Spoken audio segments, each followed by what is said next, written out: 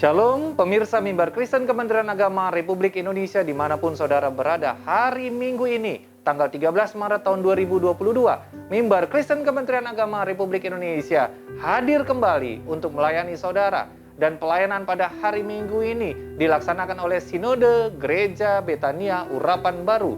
Mari dengan syukur kepada Tuhan, kita mengikuti ibadah hari Minggu ini. Shalom, pemirsa Mimbar Kristen Kementerian Agama dan umat Kristen Indonesia. Mari bersama-sama kita akan berdoa. Tuhan Yesus, kami mengucap syukur untuk hari yang telah Engkau sediakan bagi kami. Sungguh kami boleh ada sampai hari ini, semua hanya karena kasih karunia dan anugerah-Mu yang begitu besar bagi kami. Saatnya kami satukan hati untuk memuji menyembah Tuhan dan mendengarkan firman-Mu. Kami serahkan seluruh acara kami dari awal, pertengahan hingga akhir. Pimpinlah ya Tuhan, biar kemuliaan-Mu dinyatakan. Di dalam nama Tuhan Yesus Kristus, bersama-sama kita berkata, amin.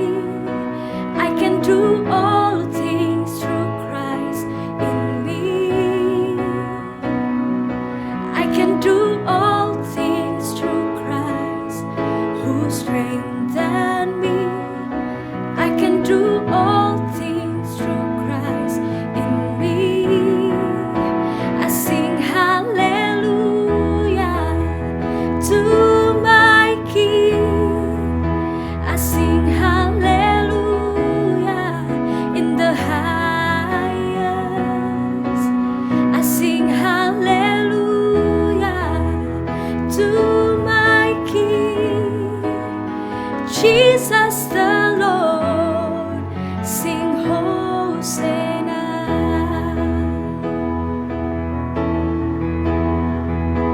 Christ in me, I believe. Christ in me, I believe. Christ is enough. Christ is enough for me.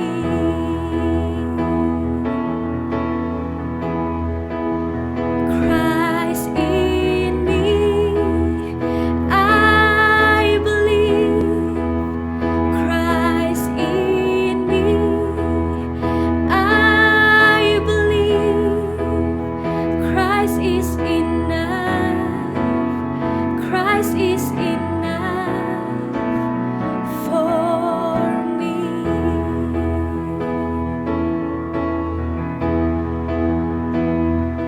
I can do all things through Christ who strengthens me.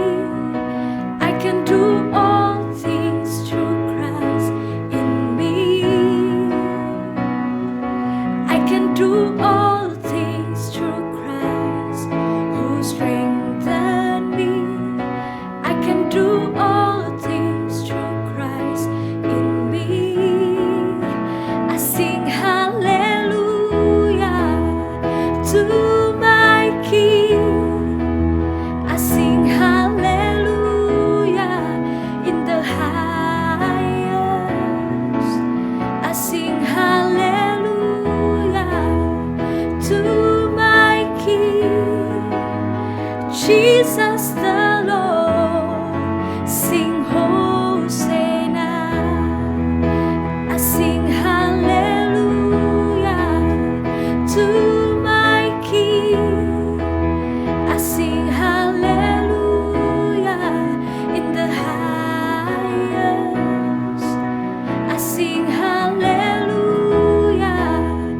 to my King, Jesus the Lord.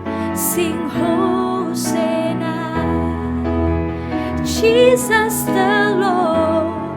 Sing Hosanna, Jesus the Lord. Sing Hosanna.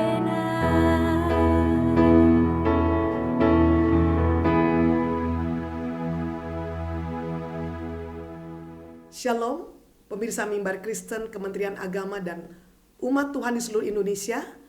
Mari siapkan hati kita untuk mendengarkan firman Tuhan. Firman Tuhan pada hari ini terambil dari Mazmur 90 ayat yang ke-12. Firman Tuhan berkata kepada kita, ajarlah kami menghitung hari-hari kami sedemikian, agar kami beroleh hati yang bijaksana. Pemirsa dikasih oleh Tuhan, tidak terasa hampir 2 tahun pandemi ini kita alami. Semua kita mengalami dampak dari pandemi. Pasti banyak sekali pengalaman yang Bapak Ibu Saudara alami selama 2 tahun ini kan. Mungkin ada banyak kehilangan yang Bapak Ibu Saudara alami.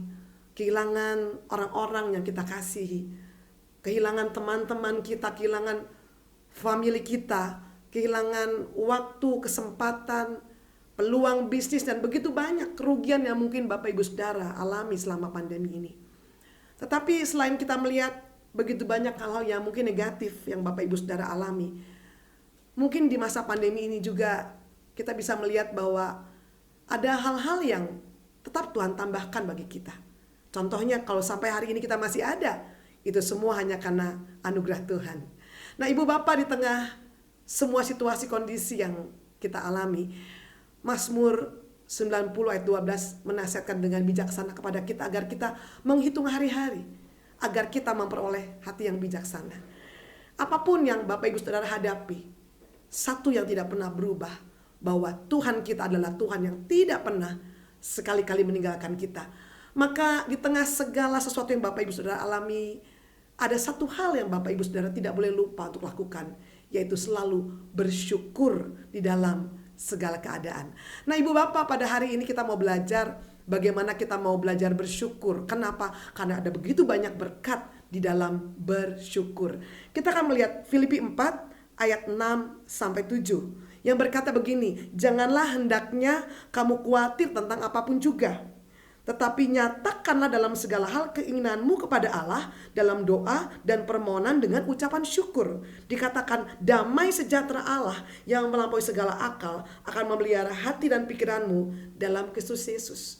Ibu Bapak, di tengah kesulitan yang Bapak Ibu Saudara hadapi, firman Allah menasihatkan kita untuk tidak lupa bersyukur. Kenapa? Karena Filipi 4 ayat 6 sampai 7 memberikan kepada kita sebuah jalan keluar bagi kita untuk menghadapi semua kekhawatiran ataupun segala sesuatu yang kita rasakan karena masalah yang kita hadapi.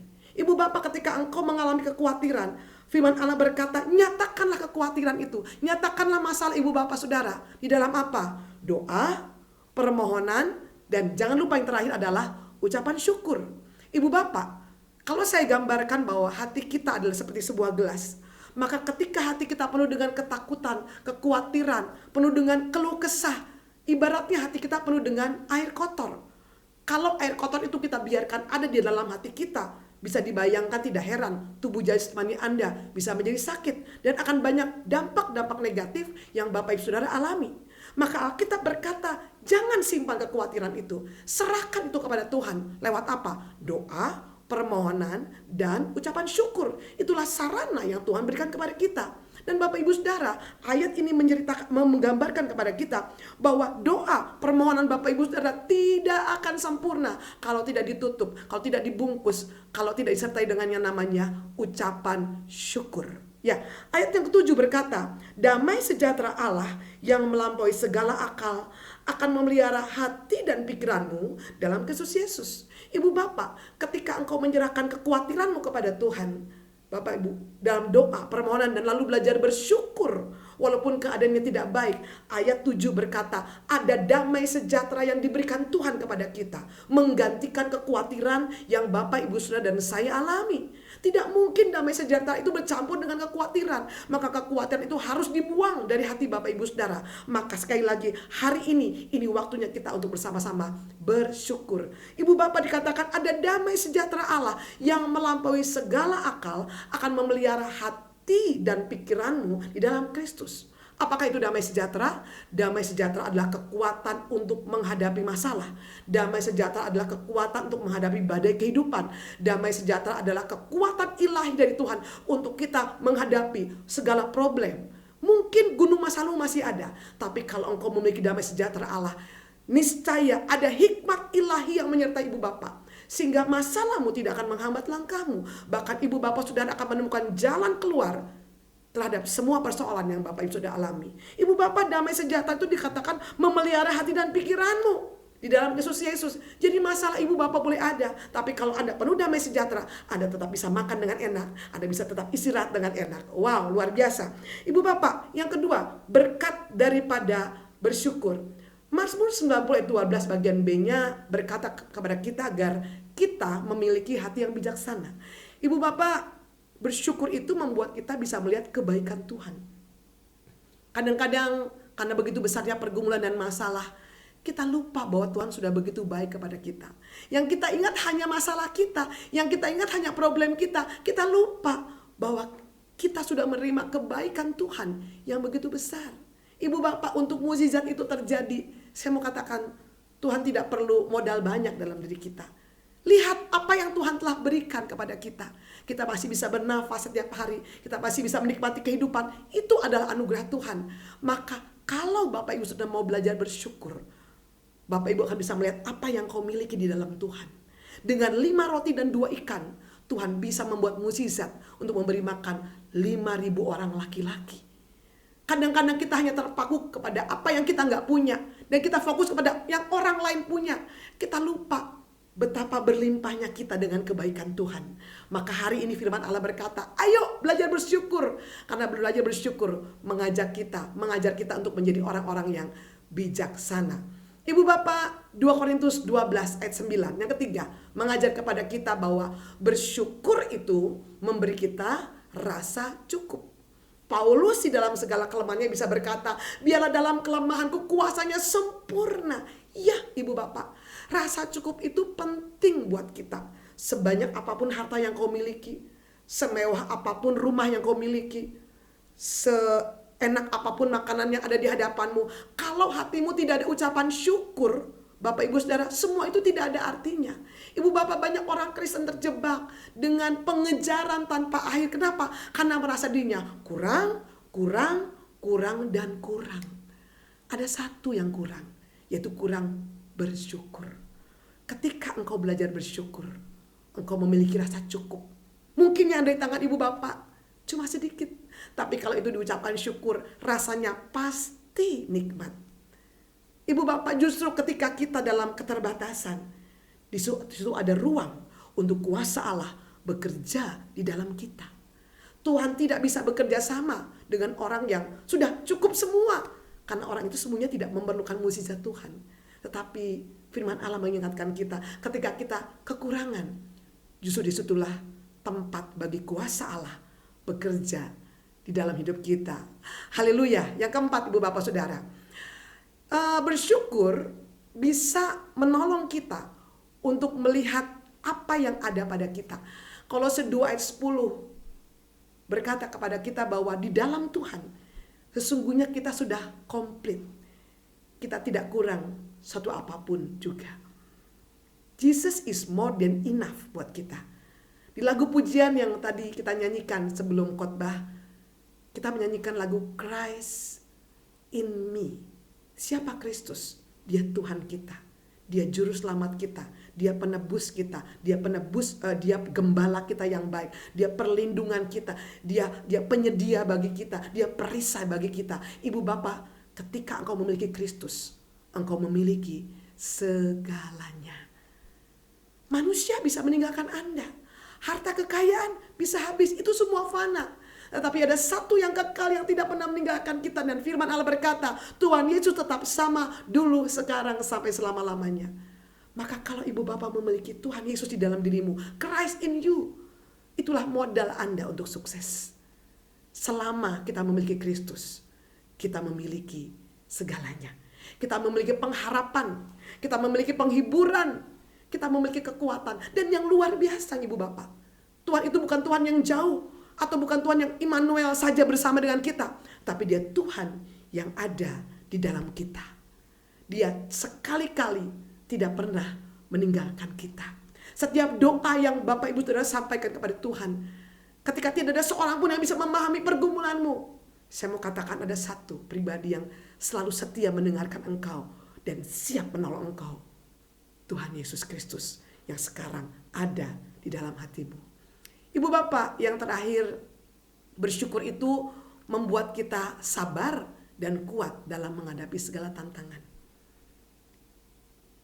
Ketika Bapak Ibu sudah memiliki kehidupan yang bersyukur di hadapan Tuhan, hatimu terbuka untuk melihat kebaikan Tuhan. Ada damai sejahtera yang melampaui segala akal. Ibu bapak, damai sejahtera itu akan memberikan kepadamu kekuatan dan kesabaran, keteguhan, ketekunan untuk menghadapi badai kehidupan. Ketika engkau kuat, engkau sabar, engkau tekun, apapun masalah yang ibu bapak hadapi, engkau punya ketenangan. Dan Tuhan akan memberikan padamu hikmat untuk Bapak Ibu Saudara mendapatkan jalan keluar. Nah, maka ibu bapak jadikan bersyukur itu sebuah gaya hidup kita. Bagaimana caranya kita menjadi orang yang bersyukur? Mudah ibu bapak. Saya kasih tipsnya. Setiap kali Bapak Ibu bangun tidur, jangan ingat masalahmu. Coba ingat 5 hal saja. Wah, kalau 5 hal mungkin kebanyakan, 3 hal saja yang bisa kita ucapkan syukur. Bisakah ibu bapak? Ketika saya menyampaikan firman ini, coba, adakah 3 hal yang ibu bapak bisa renungkan? Bisa ucapkan syukur? Oh, pasti banyak sekali ya. Tuhan terima kasih, aku bisa bernafas. Wow, bersyukur kita masih bisa bernafas. Bersyukur diberi tubuh yang sehat. Bersyukur untuk berkat makanan. Bersyukur untuk pekerjaan yang Tuhan berikan. Bersyukur untuk keluarga yang kita miliki. Kalau dihitung-hitung rasanya bisa lebih dari 5 loh alasan kita bersyukur. Apalagi kalau kita bisa bersyukur bahwa kita adalah orang yang dicintai Tuhan. Kita adalah anak Bapa di surga. Kita hidup di dalam penjaminan Tuhan. Kita hidup dalam kasih karunia-Nya. Wow, ibu bapak. Maka saya percaya rumah Anda akan penuh dengan ucapan syukur. Hati Anda akan selalu penuh dengan sukacita setiap hari. Anda punya kekuatan untuk menghadapi masalah bersama dengan Tuhan. Maka ibu bapak dikasih Tuhan, apapun tantangan yang Bapak Ibu Saudara hadapi, milikilah gaya hidup bersyukur di dalam segala keadaan. Bukan hanya kalau keadaanmu baik, tapi di dalam segala keadaan. Kalaupun keadaanmu tidak baik, bersyukurlah karena kita punya Tuhan yang selalu baik kepada kita. Haleluya. Tuhan Yesus memberkati kita semua. Amin. Mari bersama-sama kita akan berdoa syafaat. Bapa, di dalam nama Tuhan Yesus, pada hari ini kami mau berdoa untuk bangsa dan negara kami Indonesia. Sebagai gereja-Mu yang Kau tempatkan di tengah-tengah bangsa ini, kami melepaskan berkat untuk bangsa kami. Sehingga bangsa kami menjadi bangsa yang sehat, kuat, makmur, dan diberkati di dalam nama Tuhan Yesus. Kami memberkati Bapak Presiden, Bapak Wakil Presiden, para menteri, wakil menteri, dan juga Bapak Menteri Agama. Penuhilah mereka dengan hikmat, kebenaran, dan roh takut akan Tuhan. Sehingga ketika mereka menjalankan tugas mereka untuk memimpin bangsa ini, mereka bisa melaksanakan semua tugas ini dengan baik dan mendatangkan kesejahteraan bagi masyarakat Indonesia. Bapak, kami juga berdoa untuk umat Kristen yang ada di Indonesia. Kami berdoa agar gereja-Mu di masa-masa seperti ini boleh bangkit, boleh kembali bersemangat, menyala-nyala untuk beribadah dan melayani Tuhan. Kami berdoa untuk hamba-hamba-Mu yang melayani di gereja-gereja. Kiranya Kau membangkitkan mereka semua dan seluruh umat Tuhan, jemaat Tuhan dimanapun berada di seluruh wilayah Indonesia ini, agar menjadi umat Kristen yang terus bertumbuh di dalam firman Allah dan pengenalan akan Tuhan.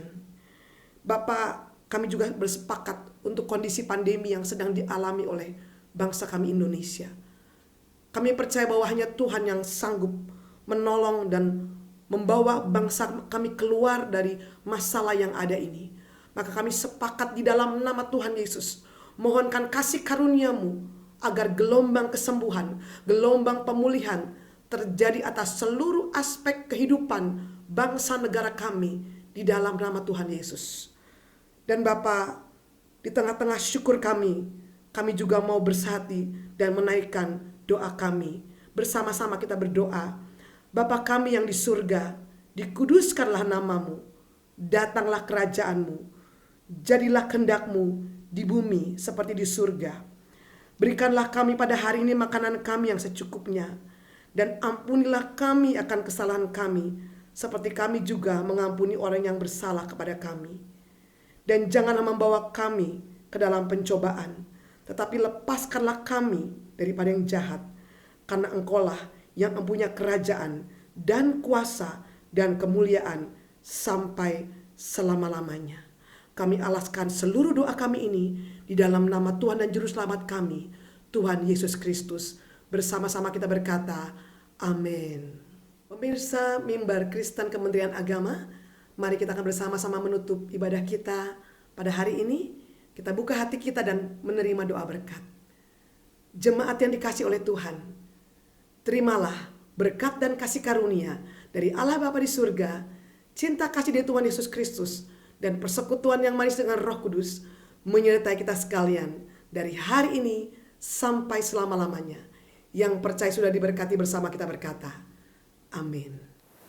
Pelayanan Mimbar Kristen Kementerian Agama Republik Indonesia pada hari Minggu ini, tanggal 13 Maret tahun 2022, telah selesai kita ikuti. Kami atas nama tim Mimbar Kristen Kementerian Agama Republik Indonesia mengucapkan terima kasih kepada Ibu Pendeta Dione Takariana, Sekretaris Umum Sinode Gereja Betania Urapan Baru, dan segenap pelayan-pelayan yang ikut serta melayani pada Mimbar Kristen Kementerian Agama edisi hari Minggu ini.